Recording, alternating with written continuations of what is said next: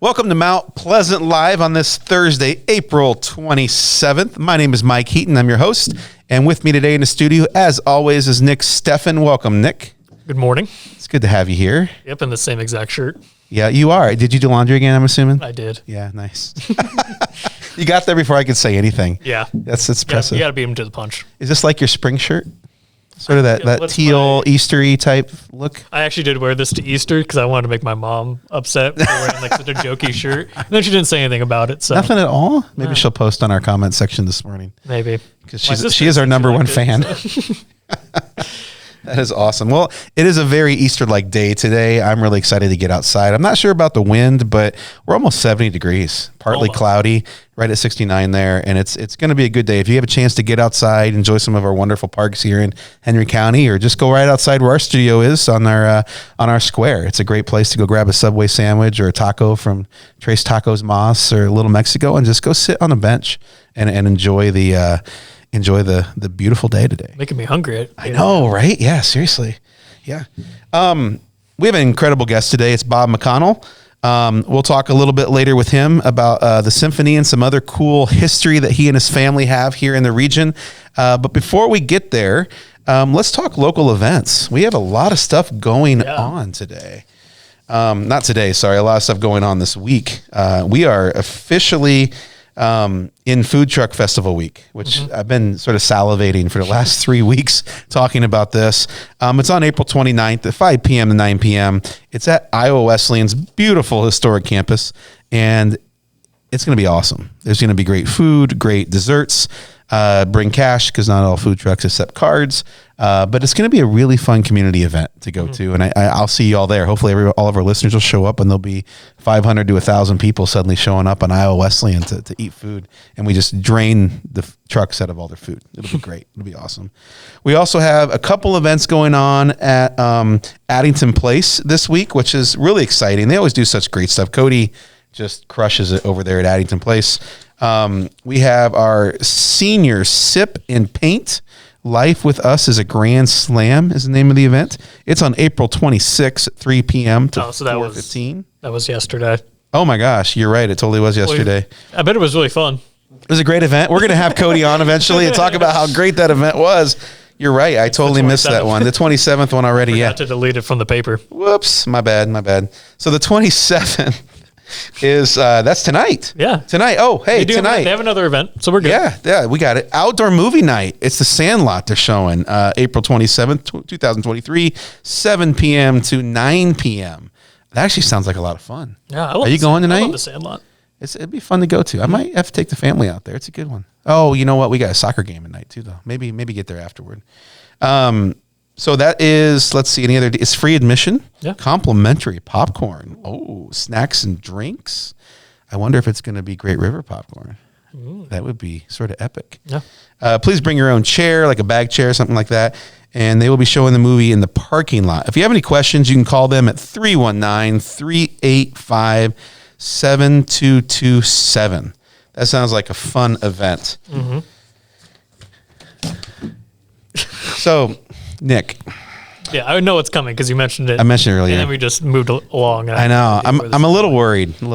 So as our listeners know from last week, or Tuesday, sorry, I'm moving to a little acreage just south of town. And one of the reasons that my wife really wanted to get this property is because there's a chicken coop. Have you ever had chickens? No, not live ones. No. Yeah, it's a journey. It's the only way I can describe it. We had chickens once. We were in Dallas, actually in a suburb, and they allow you to have chickens there. Wow. And we had a little chicken coop in our backyard, and talked to my wife, and she's like, I really want chickens. I'm like, okay, yeah, but I don't really want chickens because I want sleep, and I want, I'm working hard all day and love to actually get some sleep at night. And I heard chickens are a little loud.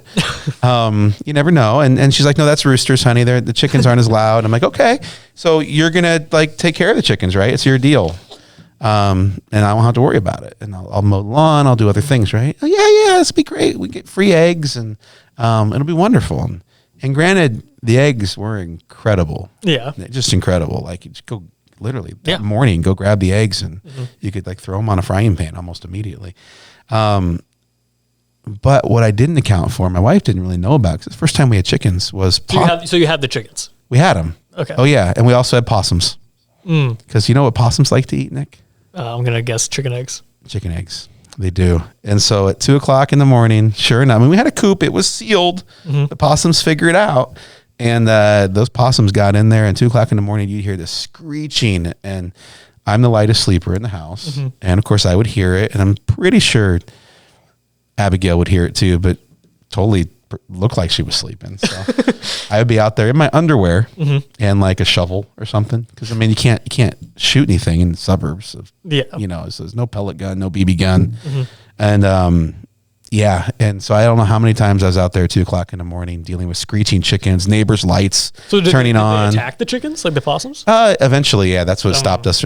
Most of the time they wouldn't. They just get in there and try to get at the eggs. But we did get a chicken killed at one point, and then we only had like 3 left, and then we finally just said, we're good for a while. Yeah, we stopped. But this is going to be a little different experience. I think we're going to have to do chickens again.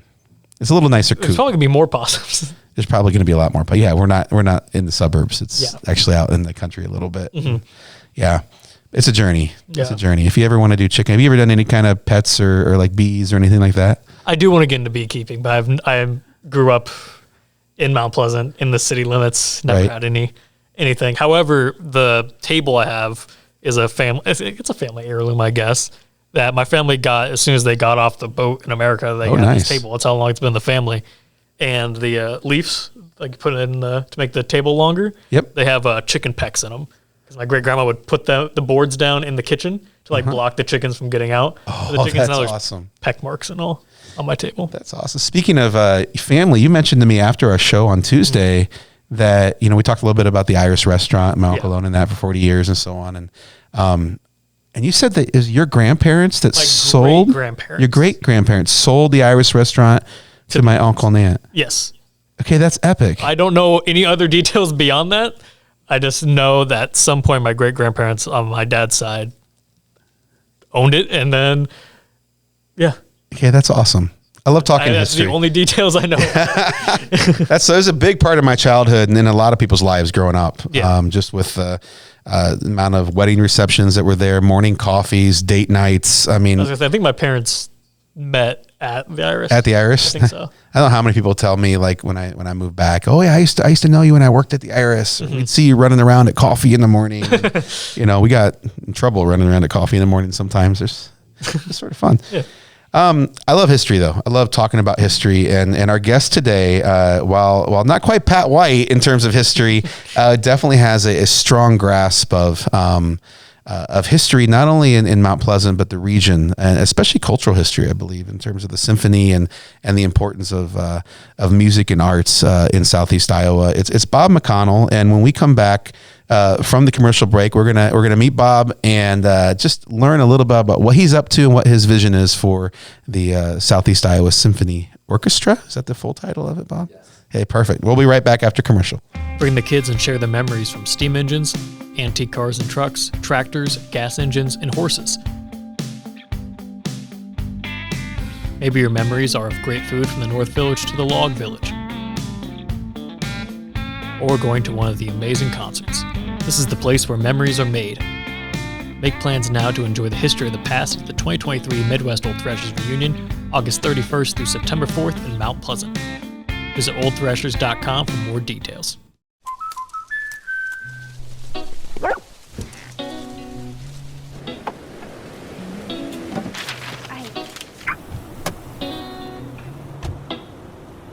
Protection is important, especially when you're talking about your dreams, which is why we're going to keep you covered with plans that can save you up to 23% when you bundle your home and auto. That's protection.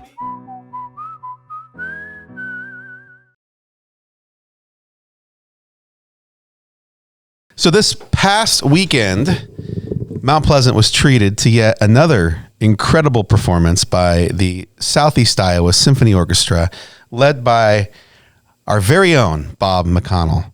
Bob, welcome to the studio. It's good to have you, on the show. Yeah, this is a cool setup. I'm glad you guys asked me to do it. Well, you're sort of a legend around here. I don't know if you knew that. Now, one of the first things I heard when I moved back was, "Have you met Bob yet?" It is. Yeah. It's very positive. It's very positive. Yeah. So, can you tell us a little bit about the symphony and the history of the symphony? Because people don't think of Southeast Iowa, and they're like, "Oh yeah, those rural communities have a symphony," or they didn't. And when you tell them, they're a little surprised. I'm like, "Oh no." We got this. Well, along those veins, so yeah, we just did concerts this last weekend, and we did this Stravinsky Rite of Spring, which is in the music, in our world, our tiny classical music world, it's infamous because at its premiere, it was ballet music, and the combination of the dancing and the costuming and how the orchestra was playing actually caused a riot. The police were called in. Fights were breaking out between admirers of the music and dance and the stodgy old folks that had come to see ballet. Sure. Like we all kind of grew up thinking about traditional ballet. Right. But anyway, they used a giant orchestra for this thing, and you can't do ballet everywhere, and the orchestra music stands on its own really well. So we had a lot of extra musicians in. And for our regular players, and for myself too, it's gratifying because these players come in as extras, and they inevitably come up to me after 2 or 3 rehearsals, and they go, "Okay, we didn't have any expectation this group would be this fun and this good." And a little later, maybe I'll pull up a post to read what a guy said to me. Sure. But on the same vein, building on what you just said, we had, so I split my time between Washington, Iowa, where I have a hog farm and work still until I die, I guess, and St. Louis, where my wife was offered a really good job. So we have a home there. We still have my farm where a friend works and manages the farm, and I stay with my sister, and I'm technically still an Iowa resident because I'm up here over half the time. And so 10 of my St. Louis friends came up. They had never heard the orchestra, and they're out of their minds now. They're just like, how can this be? Particularly the one Chilean couple, they just said they'd never been to Iowa. So they're the kind of people, they stopped at the bridge in Burlington to take the picture of the people of Iowa welcome you. Yeah. Which, here's some more stuff you don't know. Who's responsible for that slogan on that sign? You're looking at him. Seriously? So when Tom Vilsack became governor, I said, you know what really irritates me is when governors use the state welcoming sign as a form of campaigning. And I said, I hope you don't do that. He initiated, now I'm sure he'd say I'm lying about this, but he initiated this deal for a new slogan and taking the governor's name off that sign, and that's what we have now. Yeah. That's awesome. That's a really cool story. I thought you were. Are you lying? I definitely am. Okay, good. But I've never brought it up with Tom, and I don't know if he would remember it. Yeah. But Blagojevich was the governor in Illinois, and that's what really irritated me. And Branstad was here, and that's still a common thing for the governor to get his name on the state welcome sign. It should be just all the people welcome you, and that's what I love about the sign. Yeah. So they took a picture of that sign, stopped at the Capitol in Burlington, and we ran into them right after the concert, and they go, how can this orchestra be here? I mean, it's just crazy that it's so good and so much fun to come to. We get retirees from Chicago, Minnesota, St. Louis, in the area, and they come up, and there's still a lot of times commuting to hear the big orchestra. Sure. And they just say, okay, this is more fun. This is an intimate hall. You guys play with terrific energy, and we enjoy the way you present the concert. So that's the longest incredible answer you're going to get. Well, tell us a little bit about, so you mentioned the Capitol Theater in Burlington. Yeah. What is your structure? So, it's not just at the Chapel Auditorium in Iowa Wesleyan, obviously. Right. So how do you do your weekends? How are you structured? So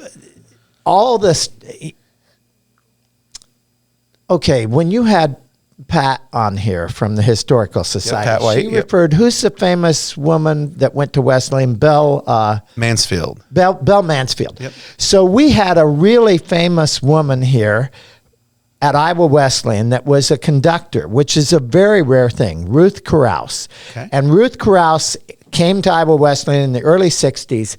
She organized a board structure that allowed multiple communities that, we're all sports and competition rivals for business and everything, and just said, for an orchestra and music groups to work, we have to bring a larger area together. So the original orchestra had started based in Wesleyan in 1951, but also Parsons people, when Parsons was open, which is now Maharishi, came over and joined. In Fairfield, yep. Yeah. And this is the way classical music is, because most, my God, Washington's what, 6,000, 7,000, Mount Pleasant the same, Fairfield. You have to draw players in, and they have to be dedicated and good enough that they want to do it. Right. So Burlington kind of was in from the very beginning, and then Ottumwa was in. And so now we have 3 local boards, Mount Pleasant, Burlington, and Ottumwa. And then Fairfield people tend to go to Ottumwa, Washington to Mount Pleasant, Fort Madison and Keokuk up able to to draw those Burlington. crowds, yeah. And then all these small towns are divvied up. So we have 3 local boards that help us present the concerts, and then we have a governing board that comes out of that, and we meet quarterly with that. And actually, during COVID, when we went to Zoom, I'm sure you guys found this. I mean, my God, it's so much easier when your group's spread out geographically to do these Zoom meetings. Right, And I know a lot of musicians still teaching some lessons Zoom, and you can do a lot. I teach conducting lessons Zoom. It's crazy. That's really and cool. it works great. If somebody had asked me that ahead of time, I would just said, that's idiotic. Right. Yeah. We've learned a lot about just using new tech with COVID. It, is a hard, year or so. Yeah. But so much came out of it as well, that just because we were forced out of our comfort zones, we Right. could do new things and try new things. Yep. I love what you're talking about with drawing people in. We met with a couple antiquers or antique store owners last week, and one of the things that sort of came up was the importance of these type of entities that draw people into our communities from outside of the bubble that is sort of our immediate community, because that brings in money, it brings in culture, it brings in social differences, it brings in all these things to our community, it makes it more vibrant. And the symphony epitomizes that in my mind. You're bringing people in from St. Louis. You're bringing people in from Iowa City, and maybe even Chicago, coming to watch this really cool, unique organization do its thing in Southeast Iowa. Can you speak on sort of what kind of impact you think that has on Southeast Iowa? It's hard. I don't know. It's hard to know. When I talk to community groups about it, which I'm glad I said that to you, because I just had forgotten. I'm supposed to speak at Kiwanis next week, I believe. Nice. And so you guys called me right before the concert weekend. Like 3 people called us, and I schedule them, but obviously the weekend then drives everything else out of my head. Right.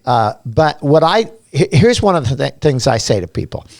Like the municipal bands, the Southeast Iowa Band, Southeast Iowa Symphony, your community theaters. Then let's branch over into sports. You got your little leagues, your high school teams. You've got and like the symphony, we've got some AAU clubs and people coming that are joining multiple communities together. To me, these things are the fabric of society. Yeah. And so what do you see then in terms of, we had this incredible institution with, almost 200 years of history. As that closes and you have the symphony that uses the chapel auditorium as probably their premier space for performance. Yeah. What are your hopes for that space? What are your hopes for the symphony going forward next year, the following year? Obviously, we don't have the answers yet. As we get them, we'll tell you them on this show as much as we can. But what are your hopes for the symphony in that context? Well, I'm hopeful not just for the symphony, but for the community and region, that the Harlan House, the Old Main, and the chapel are part of a cohesive thing that's put together for the community, because it's, first of all, a lot of your listeners might not be aware of how acoustically fantastic the chapel is. Yes. Yeah, I mean, if you go to an acoustic concert there where it's non-amplified and you sit down on the balcony, it's like putting on headphones. Again, my friends from St. Louis, two of them had to go home right after the Sunday night concert, and I called them, and they're just like, okay, things were good. The sound is fantastic in that building. One of my brother's friends, his first email to me, he said, that building has to be utilized for exactly what you're utilizing. How was the temperature? It was cold. It was cold. Yeah. So for our listeners who didn't know, because of the closure and some other things, the heater really wasn't working at full capacity. Right. That's the best way to put it. Some of those guys came over and they ameliorated it. They tried to get it a little bit. So it was. And at least I wasn't sweating like I normally would be during. Hey, that's a win. Yeah, that's definitely a win. Yes. That's hilarious. I'm surprised you knew that. Yeah. Well, I had to do light and sound with Phil Moore for that dance thing that was on Saturday that you had to clear out for and put everything back on for. It's sort of the double booking, and it was cold during rehearsal all day on Saturday for that as well. I was actually debating bringing some of my portable hog house heaters if I needed to. Well, we had that going too. We had about 5 or 6 heaters, space heaters going on in there, and until they finally got it going a little bit. Yeah. But yeah, it was chilly.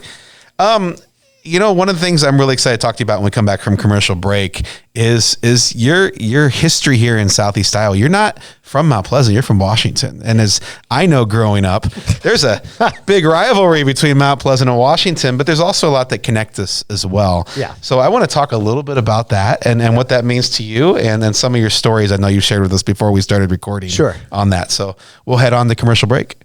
Unbelievable amount of devastation. I've never seen anything like it. We had a beautiful barn that was gone in 20 minutes. Farm Bureau stepped up right away and said, hey, we got you and we'll be there for you. We were taken care of. Now we could get on to repairing and rebuilding. I tell everybody about Farm Bureau. We're fortunate to say we have good coverage with good people doing it. Contact Farm Bureau agents Tony Starr and Mike Welcher in Mount Pleasant today. At 5 Star Community Credit Union, we want to help you lead a better life. We offer competitive rates and convenient appointment times for all kinds of loans: auto, recreational vehicles, home equity, line of credit, holiday, and personal loans. We make it easy to build your credit and enjoy the good things in life. We invite you to join 5 Star Community Credit Union. We are community-minded and member-focused. Come visit our locations in West Burlington and Mount Pleasant or online at 5starcu.org. Federally insured through the NCUA, Equal Housing Lender. Welcome back to Mount Pleasant Live. I'm Mike Heaton with Nick Steffen and the legendary Bob McConnell. It's good to have you in the studio again, Bob. Okay, you're from Washington. Yeah. Now, I'm just going to point out that, and you know this full well, that there is a long-standing love-hate relationship, I would say, just as small towns near each other, rivalries in sports, things like that. And I can relate a little bit to you. My family spent time in Washington. My grandfather had a cafe downtown. Really? Who was that? Ward Heaton. Really? Yeah. And he owned a cafe. He used to work in the men's apparel industry there as well. Before they moved from Sigourney over there for a bit. So was it the Steak Cafe then? Yeah, that's correct. Yeah. That's amazing. You remember that? That's awesome. Did he work at Klein Clothing then also? I believe so. Fox? Fox. My dad's going to kill me. Carmen and Dave might too, but I can't remember what we had several nice men's clothing stores. I mean, where can you find them? Nice. Not anymore here. Yeah, unfortunately. Yeah. But that said, you have some interesting stories about sort of a Washington Mount Pleasant rivalry stuff going. Sure. So I was involved in sports too, but Mount Pleasant had that epic, fantastic run in the early 60s, right? In football? In football. Yep. And I grew up, like we're all Hawkeye fans, more or less here. Yep. And we just lost half of our listeners, but still, go Cyclones when they're not playing the Hawkeyes. We're good, In football, we in Washington, I think we viewed Mount Pleasant as kind of the number one rivalry all the time. And we were highly unsuccessful. At that time, we almost never beat Mount Pleasant. Yeah. I think the 1968 team might have beaten them, and that was about the best team we have. And Russ Williams, who was a running back on that, his family's from the Mount Pleasant area. He had to recruit us. He had to get us to come up there. Yeah. But so anyway, it was a huge rivalry. And then decades later, somebody from the Mount Pleasant News was going to interview me. Well, it was Christy Vilsack, and she wanted to do a story on a music director being a farmer. And she comes up and she's in the sits down across the table, and she's kind of getting her notes together. And she looks up at me, and I said, "Does it feel weird for you to be up in Washington talking to somebody?" And she started laughing, and she goes, "Well, actually it does." She goes, "I haven't come up here," and it was such a big rivalry, and she was a cheerleader. And she said, "When I was in high school, there was actually a fight that broke out at one of the basketball games." And she goes, "I was right in the middle of that." And I said, "I was at that game. I was in the balcony, and the Mount Pleasant had won the basketball game and went over to tear down a banner behind the student section. And of course, a fight broke out, and the police were all over it. So then we had police at the game. Wait, was Christy involved in the fight? I accused her of instigating. Okay. Yeah. She did go across the floor. You know, at the end of the game, there's always these surges or whatever. Yeah. But a more pleasant memory for me was Keith Thomas was, I think, the band director at that time, and Larry Green in Iowa, and they're both like legendary musicians long term, and they were both quite a bit younger. And Larry Green brought our jazz band down to play at the Mount Pleasant High School, and I was playing lead alto at that time. My main instrument's oboe, but I loved playing in jazz band, and I went for that too. And after we played, a guitar player from the Mount Pleasant band came up and said, "Man, I really love your playing. You're really good." Well, this is Steve Grismore. And Steve is one of the top jazz guitarists in the state of Iowa. He ran the jazz band at University of Iowa for a time, just retired from the University of Iowa School of Music. And we remained friends. I've had him in with the symphony a couple times on Pop's concerts. Nice. And then I ran track, and I was pretty good, but Leo Mead was fantastic. He ran for Mount Pleasant. I think he went on to either Kansas or Oklahoma. I mean, he ran at the NCAA one. Oh, yeah. That's awesome. He would just smoke me every time. It was tough. So, yeah, we have a lot of history between the towns. Yeah. What I love about the Symphony and the Southeast Iowa Band is we're bringing people in from all those communities and building a network, which I think are rural areas. Again, getting back to that whole thing, I think we've got to band together to work for ourselves. So tell me about the Southeast Iowa Band. That is different than the Symphony. Yeah. So first of all, most of your listeners won't necessarily know the difference between a symphony and a band. And in fact, in Europe, some symphony orchestras are called bands. Okay. A band typically won't have string instruments, or if it does, it's just a couple of string basses.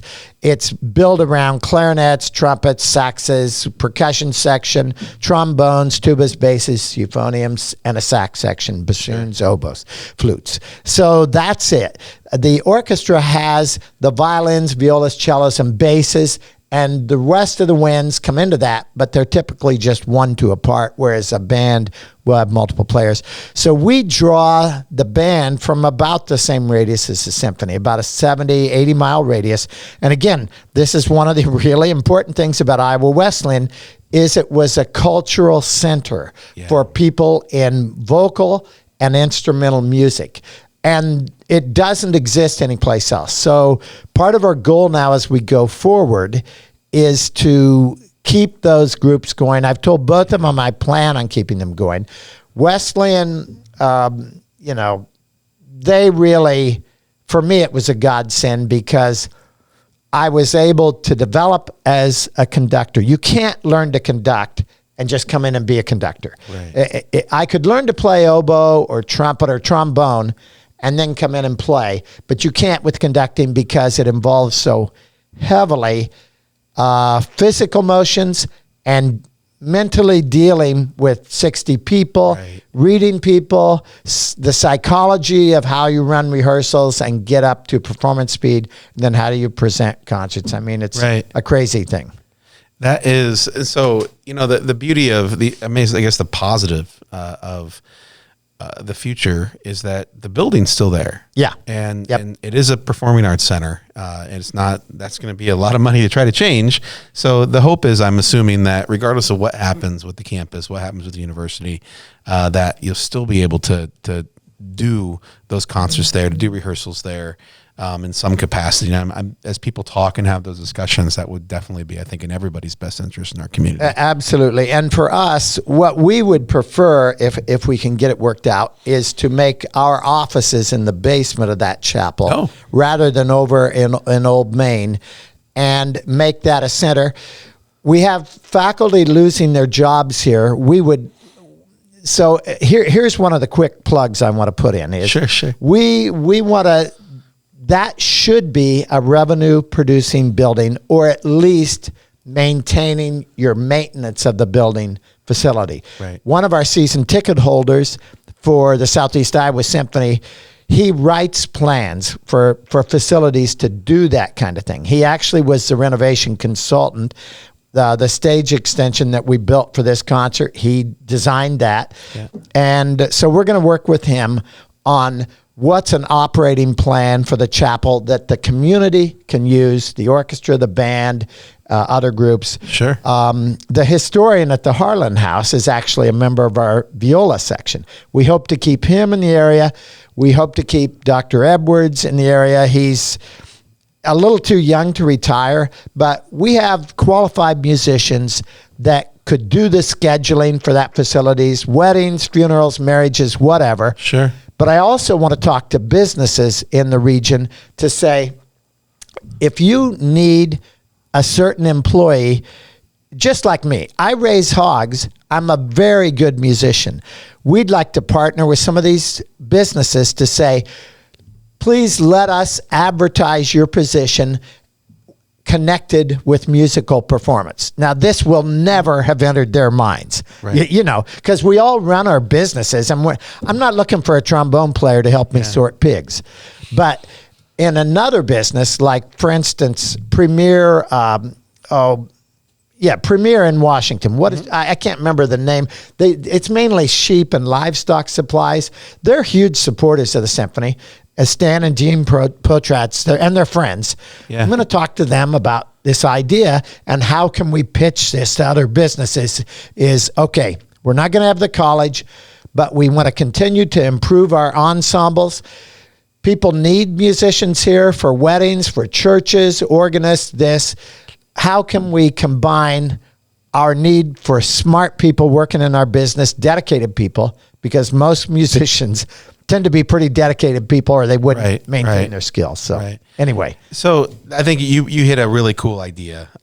We don't know what's going to happen to the space. It's up to some people that are in a different level than we are, a different area. But the idea of whatever happens, that they're thinking about revenue, thinking about replacing some of the cultural and social impact of the university and the economic impact, obviously. And the beauty is we already have organizations that are established and thinking toward the future that they can talk to and figure out how they can be part of it. And the symphony feels like one of the big players in that conversation, hopefully. So we'll get there, and we look forward to having you back on the show to talk about the progress of that and how that all plays out, because this is really important to our community. Well, my understanding is Secretary Vilsack has challenged the staff that's dealing with this to think outside the box. I mean, it's not like, this $25 million in loan, what is that? 200 or 300 million in facilities and buildings. I mean, these buildings are in good shape. So they're going to want to move something in there that helps maintain the economic presence that Mount Pleasant needs. Yeah, I love it. So before we conclude our interview, we have a fun little game to play with you. Although before we even do our game, actually, I forget, today is our national day. Yeah. April 27th. I'm going to let you say this one because this is just a weird one today. Go ahead. I think they're all weird. It's Love Your Thighs Day. Love Your Thighs Day. You love your thighs? I have a lot of thighs to love. Is this like chicken thighs? Or? Okay, we'll go with that. That's true too. You have chickens. We started the whole conversation around chickens. Yeah. Yeah, we don't kill our chickens though. We get eggs from them when we have them. But still, chicken thighs would work. I have chicken legs, so it all ties in together. Yes, it does. Love Your Thighs Day. National Love Your Thighs Day, April 27th. That's a different one. But you know what else today is? It's the birthdays of a lot of famous people that you and I may not recognize. We're going to find out in our game, our celeb birthday game. What do you got for us, Nick? So I'm going to put a celebrity whose birthday is today on the screen. You have to guess their age. If you're within 3 years, you get a point. If you get it right on, you get 2 points. And then the final celebrity is a random obscure celebrity that I find and that one is worth double points if you end up getting it. So our first celebrity is Lizzo, the pop star. Lizzo. It's her birthday today, huh? Laptop over there, kind of making me suspicious. Oh, no. I'm just checking a couple things here. Nothing. Not looking at names. We're good. So I actually, I you know Lizzo? who that is. You do? Because somebody wanted to do a piece on a Pops concert, and I asked my daughter. My daughter's very dismissive when I ask her these things. So she said, go look for a Lizzo music She just video. did a oboe or a flute piece. Is a flute piece? I think she has her master's degree or did an undergrad thesis. Yeah. Oh, really? Yeah, no, my daughter said she's a great musician. Yeah, But she yeah. has I want to say master's, but I'm not quite sure. That's awesome. I can see that. I can definitely see that. How old do we think Lizzo is? That's the question. And Lizzo, if you're watching us, truly sorry about whatever answer I use. I don't know. I'd say she might be 35. What do you think, Bob? now I'm thinking higher, I guess. I was going to say 24. That'd be my first guess, because I thought she was young. She is 35. Oh, I'm right on the Wow. money? Yeah. I swear I did not look that up on my computer just now. So we're at, That's the first time I've ever gotten one right. Ever. I'm sure. It really is. I lose this game every time. next up, we have Jenna Coleman from, apparently this is another Doctor Who. Oh, yeah. She was one of the companions on Doctor Who for a long time. Yeah. And then she's in Victoria, where I think she plays Victoria. Yeah. Queen Victoria. That sounds right. Yeah. She's a pretty good actress. Never seen her in my life. No. I'm going to let Bob go first in this one. Trying to think. What show was she on? Doctor Who? The But not the old one. The new ones. The news. I haven't Yeah, seen the new one. there's a bunch of new I ones grew that up came out. watching the old one. But they've been out for maybe 15 years now. And say she was like the she's third or 41. fourth. I think you might be close. I'm going to say like 38. She is 37. Oh, You're doing pretty good today. I might win today. This is You're hopping out to a 3-0 lead. 3-0 lead. Sorry, Bob. This is you're not right. me. This is not how this usually goes. Next up, we have King Willem Alexander he's the king of the Dutch. The Dutch, Netherlands. Is that right? Yes. Is he the one that just doesn't care? Yeah, he doesn't. There's a video of him at like the UN. He's like on his phone during a speech and like nudges the prime minister, like shows him a meme. And they all start laughing. Yeah. He's almost makes fun of the idea of royalty while being a king himself. Yeah. Okay, that's awesome. I like this guy. I have no idea though.